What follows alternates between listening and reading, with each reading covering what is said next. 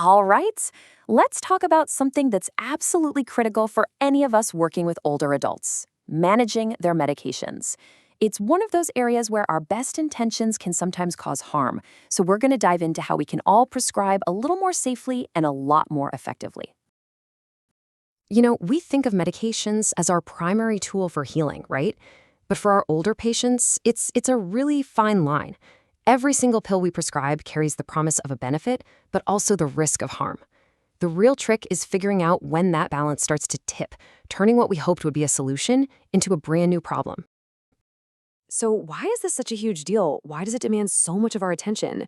Well, it's because this isn't some isolated issue. To really get a handle on it, we're going to look at it through the lens of the 4 M's of age friendly care, which shows you just how central medication is to a patient's entire life. And what's so powerful about this is seeing how it all connects. The meds we choose have a direct impact on a patient's mentation, causing confusion or making them drowsy. They can totally affect mobility, which increases the risk of a fall. And maybe most importantly, they have to align with what matters to the patient themselves.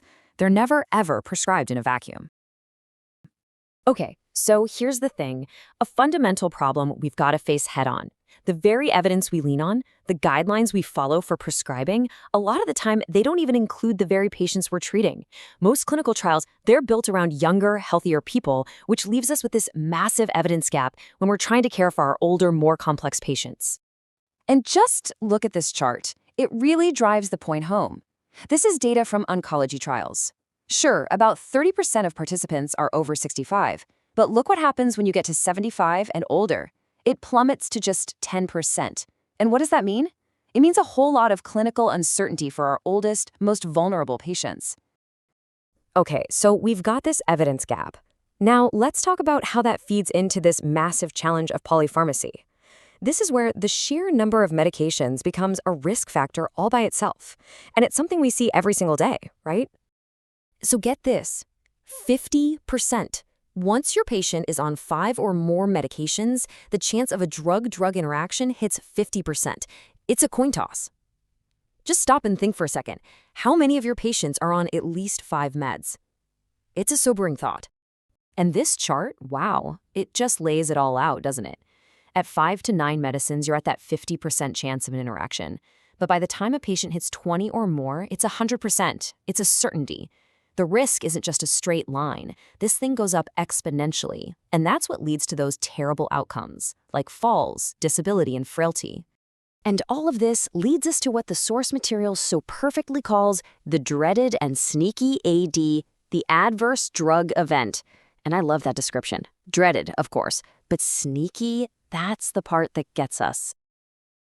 I mean, this image is just perfect, right? The ADE is that predator you just don't see coming. You ask yourself, is my patient's new confusion the start of dementia, or is it that anticholinergic I prescribed? Is their fatigue just getting old, or is it the beta blocker? When we get that wrong, we can end up in a prescribing cascade, adding a new drug to treat the side effect of an old one. So, who are we really looking out for? Well, here are the red flags we need to have on our radar: being over 85, taking more than 6 prescriptions, poor kidney function, seeing multiple prescribers. And I want to point out this other crucial one: blind adherence to guidelines. We have to be smart enough to know when the guidelines just don't fit the person in front of us. So that brings us to the big question, right? What is it that makes medication use in older adults so profoundly different? Why is a dose that's perfectly fine for a 50-year-old potentially dangerous for an 80-year-old? Let's get into the why behind all this. Okay, so we've talked about the what. Now let's get into the why behind the risk. Honestly, understanding these basic physiological changes is totally non-negotiable if you prescribe for this population. It really all boils down to 2 big ideas: pharmacokinetics and pharmacodynamics. Let's make this super simple. Pharmacokinetics, that's just what the body does to the drug: how it absorbs it, breaks it down, gets rid of it.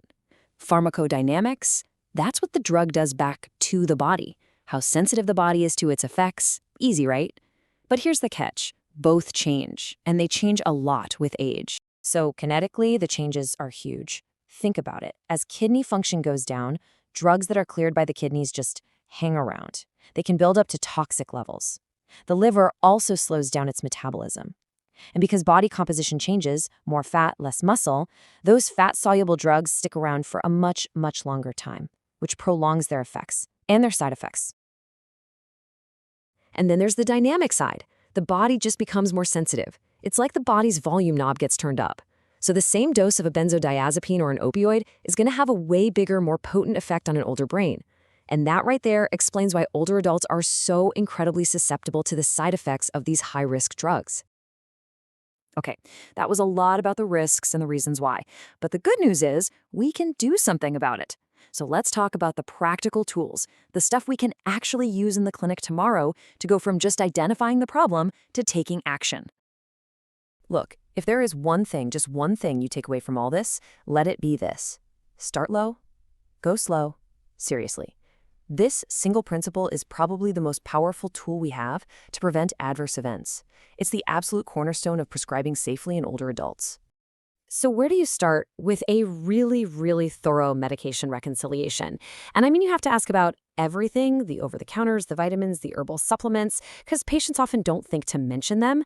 For every single thing on that list, ask, why are you taking this? And please, please don't forget to work with your pharmacists. They are your absolute greatest allies in these complex cases. Okay, so you've decided to deprescribe. Where on earth do you begin? This slide right here, it's pure gold. This is a consensus from a group of geriatricians on which drugs are the top candidates to consider stopping. Look at the top of that list, benzodiazepines. 91% of these experts said, let's think about discontinuing these. That is a huge consensus. This is a fantastic, evidence-based place to start the conversation. And finally, this is so important, we need to bring all this technical stuff back to the person sitting in front of us. Because a medication regimen that's technically correct is completely worthless if it doesn't actually align with that patient's goals of care. I think this chart does a fantastic job of summing it all up. A medication regimen becomes a problem when it hits one of these four walls. Is it even feasible for the patient to take? Is it actually providing any benefit anymore? Is the risk of harm starting to outweigh that benefit? And is it consistent with what they want? A plan that fails on any one of these is, well, it's a failing plan. And that leaves us with the single most important question you can ask. So before you write that next prescription, before you automatically refill that med they've been on for years, just pause. Pause and ask yourself, but more importantly, ask your patient, what matters most to you? Because getting that answer right, well, that's the real key to prescribing safely.